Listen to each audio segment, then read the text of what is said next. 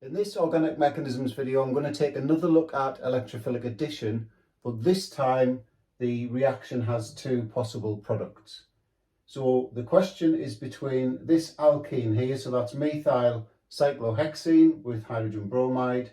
We've got to describe the mechanism for the major product.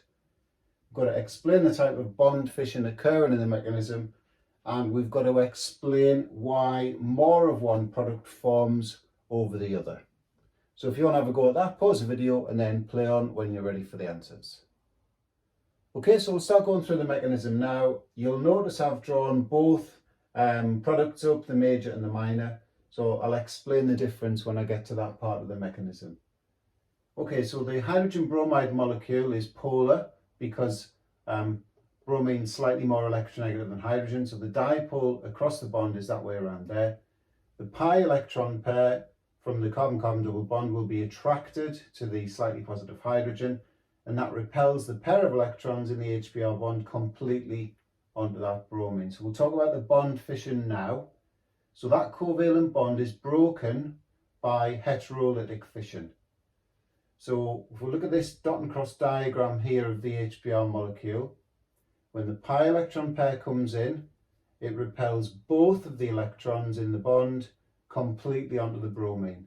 So the bromine gets 2 electrons from the bond, the hydrogen doesn't get any. So hetero is the different number of electrons received by each of the atoms. Remember, in homolytic fission, each atom gets 1 electron from the broken bond. Okay, so obviously that's going to generate a bromide ion. So we'll talk about the major and minor now. So the carbocation intermediate is this positively charged ion that's formed. So running across the top here, the hydrogen, this hydrogen has added onto that carbon there, okay? So that means there's a positive charge on this carbon, and obviously the bromide ion forms a covalent bond, pair of electrons attracted to the positive carbon, and gives us that major product. So why is this one formed in excess to the other one? It's because this is a tertiary carbocation.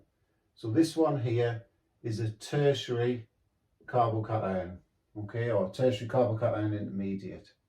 And that's more stable than this one. This one here is only a secondary carbocation intermediate, so secondary carbocation, okay. So how do we know it's tertiary?